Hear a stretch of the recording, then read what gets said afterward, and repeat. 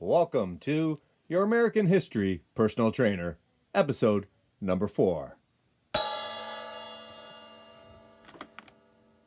Howdy, everybody. Today we are going to be talking about the War of 1812. 12. Yes, I bring my own echo with me.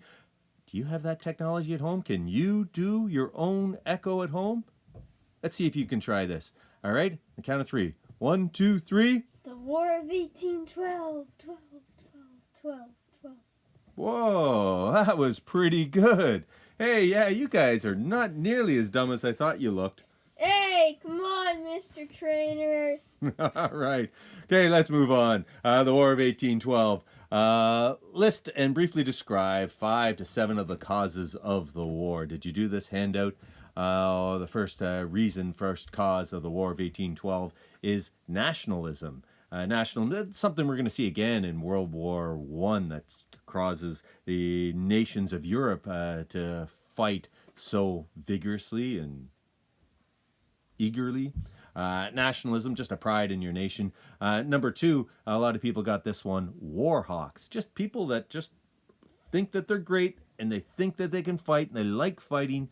War hawks are people that certainly like war. A lot of Americans were eager and ready to prove themselves. They'd kicked out the British with the American War of Independence, and they called the War of 1812 the Second War of Independence. So that's reason number 3. Number 4, free trade and rights of sailors. This is a big thing. It's in quotation marks. Free trade and the rights of sailors. Oh, there it is. Go Saints. And so there are a lot of ships. If you heard about the Chesapeake, a lot of ships were being boarded and stopped by British Navy. And so these American ships are complaining to the American government, hey, protect us. Which brings us to the idea of impressment. Impressment, where the British Navy, fighting this long war with Napoleon, the Napoleonic Wars. Oh, I don't have it here. I forgot to show you. My favorite series of books about Horatio Hornblower. Great books, all about the war. Here, I'm going to pause. Hold on a second. So I found the book. Horatio Hornblower is a series of books, 11 books written by C.S. Forester. I got into them and I had to slow down reading them. They were so good.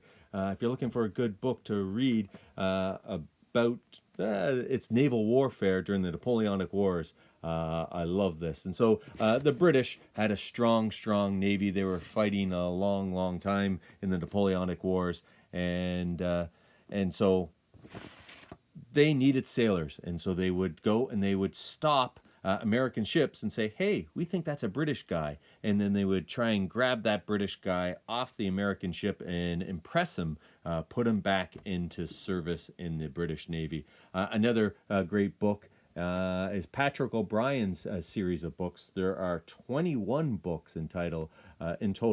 And the first one is called Master and Commander. And have you seen the movie starring that very dreamy Russell Crowe? It's an excellent movie. Master and Commander, Far Side of the World is actually about 4 or 5 of Patrick O'Brien's 21 books put together into a movie.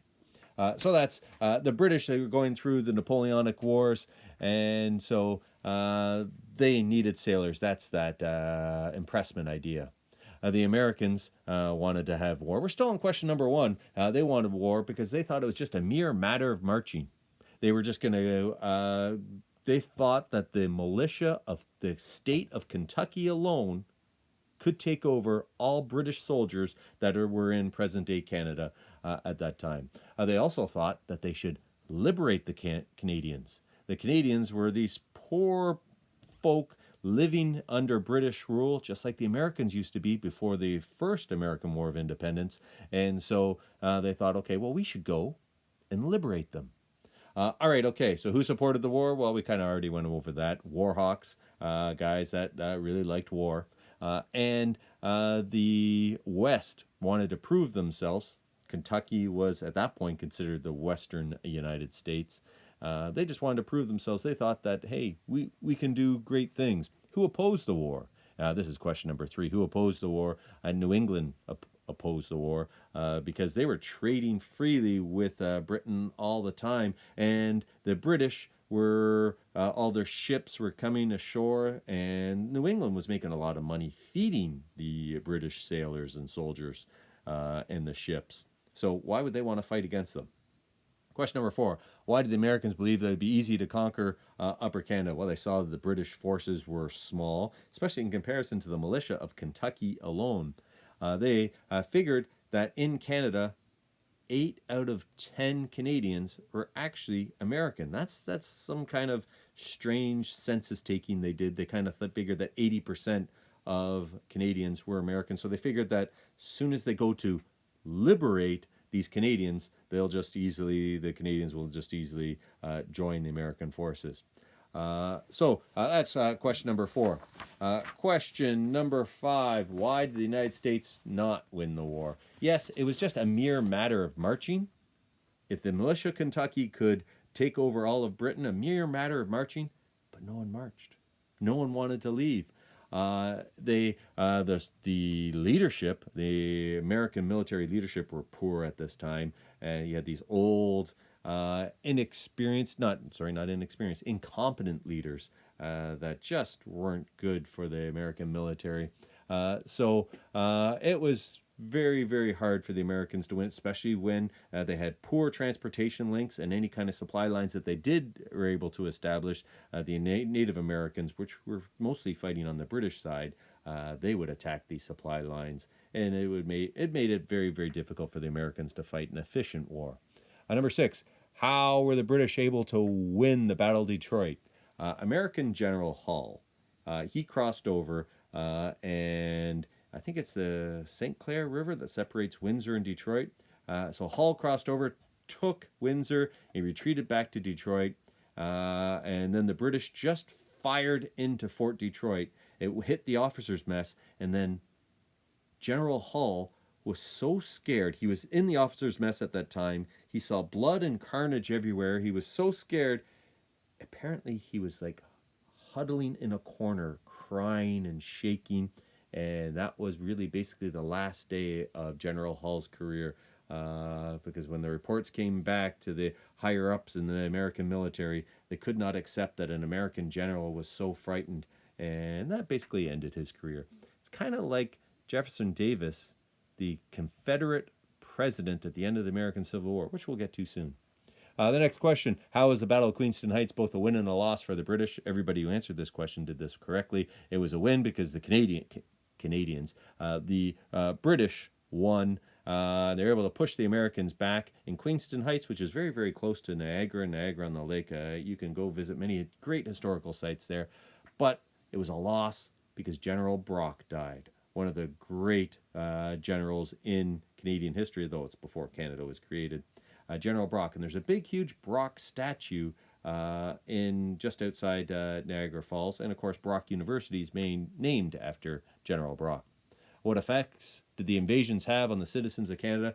Suddenly we have a common enemy. When the Americans come in and say, hey, we're liberating you, oh, by the way, we need all your horses and we need all your feed. We're going to take everything. In order to liberate you, the Canadians were like, these guys aren't really too nice to us.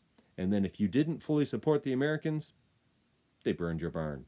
And so that wasn't very, very nice. And so the Canadians decided that the Upper Canadians decided they're going to support the British rather than these Americans. Who won the War of 1812? Question number 9. So many people disagreed with your answers on this. Who won the War of 1812? Historians can clearly, absolutely, positively say no one. No one won the War of 1812. Who lost the War of 1812? If no one won, do we have a loser? Yes, we do. The loser are the native tribes that helped out the Americans, and then the Americans turned on them. The native tribes lost ground in the British. So who lost? Certainly the natives from both sides. And number 11, when and what officially ended the War of 1812? The Treaty of Ghent was signed not in North America. It wasn't signed in North America. It was dealing with this War of 1812 of North America. It was signed on December 24th, 1814. And then, of course, the Battle of New Orleans happens after that.